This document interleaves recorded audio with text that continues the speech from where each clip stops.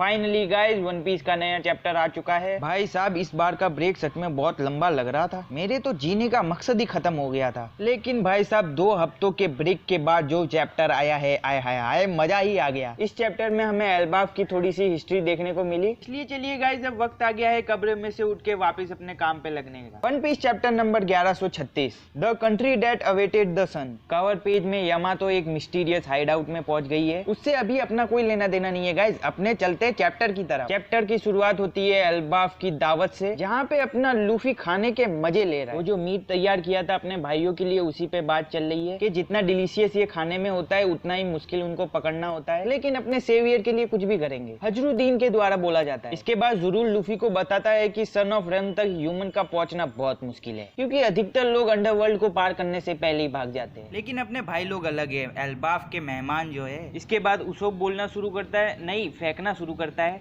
कि जो माइटी और था ना उसे किसने डिफीट किया? मैंने।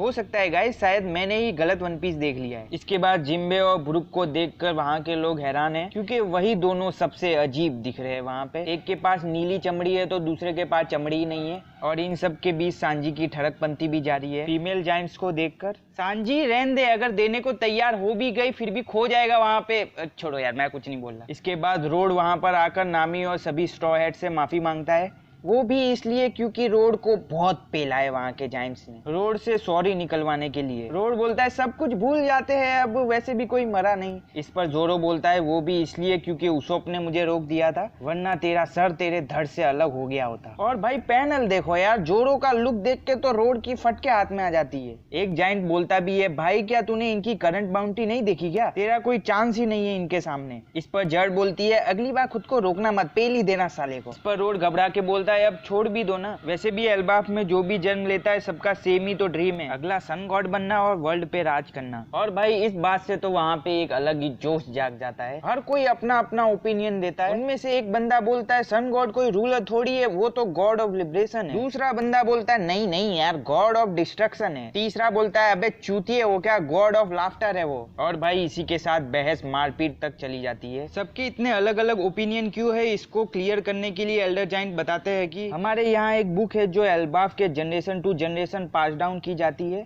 वो बुक प्राचीन भाषा में लिखी हुई है, इसलिए उसके कई सारे मतलब निकल कर आते हैं। कौन सा ट्रांसलेशन सही है ये तो कंफर्म नहीं है, इसलिए हर कोई अपने अपने हिसाब से मान लेता है। परफेक्ट एग्जाम्पल ऑफ जितने मुंह उतनी बातें। उसके हिसाब से वर्ल्ड पहले ही 2 बार डिस्ट्रॉय हो चुकी है और प्रत्येक घटना के बाद सन गॉड उभर कर आता है। किसे पता वो विश्व का रक्षक है या ग्रेट डिस्ट्रॉयर जिसने इसे नष्ट कर दिया हो। लेकिन एक बात तो तय है, वह महान परिवर्तन की शुरुआत करता है। इसलिए प्रेजेंट रूलर हमेशा नीका की वापसी से डरते हैं। और इसके बाद हमें एल्डर जाइंट के द्वारा नीका का डिस्क्रिप्शन दिया जाता है। सन गॉड अब एक सिंबल बन चुका है, होपलेस लोगों के लिए उम्मीद की एक किरण की तरह। सफेद बादल नीका से प्यार करते हैं, उसके बाल से लेकर जूतों तक सब कुछ सफेद हो जाता है और उसे देखकर हर कोई जोर जोर से हंसने लगता है। और भाई नीका का पैनल देखो यार कितना सही लग रहा है, ये तो बिल्कुल वॉलपेपर मटेरियल है।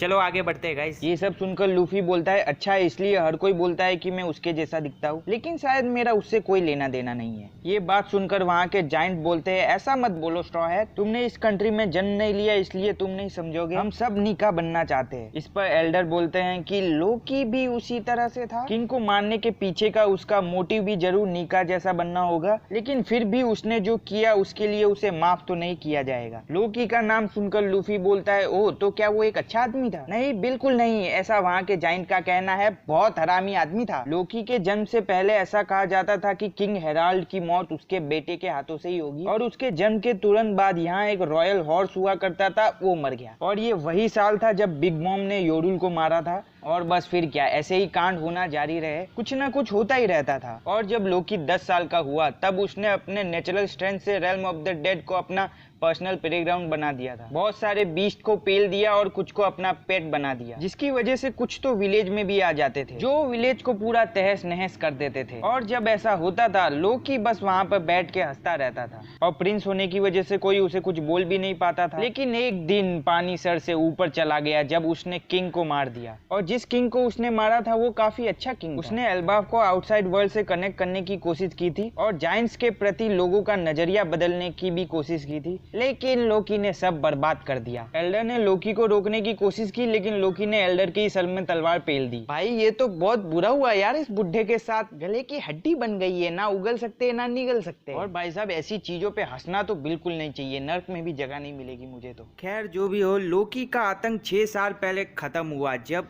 सांक्स ने उसे पकड़ लिया। और सांक्स का नाम सुनते ही तुमको पता है लूफी कितना उत्साहित हो जाता है। सांक्स सच में यहाँ पे था क्या? अरे बिल्कुल, यहाँ तक कि कुछ देर पहले ही निकला है। इसके बाद लूफी और जोरो खोपचे में मीटिंग करते हुए पाए जाते हैं। जोरो बोलता है अच्छा इसीलिए अभी तक तू इतना अजीब बर्ताव कर रहा था। देख लूफी, तुझे चूतिया बनाया जा रहा है, उसने पक्का तुझसे झूठ बोला है। लूफी चिल्लाकर जोरो को बोलता है नहीं यार, उसने बोला है कि वो सांक्स को जानता है। तुझे पता है ना मैं सांक्स से मिलने के लिए कितना बेताब हूँ। लेकिन लूफी भैया, सांक्स तुमसे नहीं मिलना चाहता, तू सांक्स के द्वारा चूतिया बन रहा है। खैर क्या कर सकते हैं, लूफी को कौन समझाए अब। इसके बाद जोरो बोलता है जो भी हो भाई, लेकिन वो तुझे चूतिया बना तो रहा है ना, मैंने उसके बारे में सुना है, उसे मद्देनजर रखते हुए। इस पर लूफी बोलता है चिंता मत करो, अगर उसने कोई बकचोदी करने की कोशिश की मैं उसकी गांड तोड़ दूंगा। ये सब कहीं से नामी भी सुन लेती है, जिससे नामी उन दोनों को बोलती है तुम दोनों छुपके से खिसकने की कोशिश कर रहे हो, लेकिन क्या तुम दोनों मेरे बिना वहां पहुंच भी पाओगे? हाँ तो गाइस नामी भी आ रही है। इसके बाद जोरो बोलता है सुन लूफी, हम की लेते हैं, लोकी को छुड़ा देंगे, लेकिन अगर उसने कोई बकचोदी करने की कोशिश की, हमने कायदो पेल रखा है, वो क्या ही कर लेगा। इस पर लूफी बोलता है ठीक है, लेकिन ये बंदा यहाँ क्या कर रहा है? इस पर नामी बोलती है अब ये मेरा नया स्लेव है,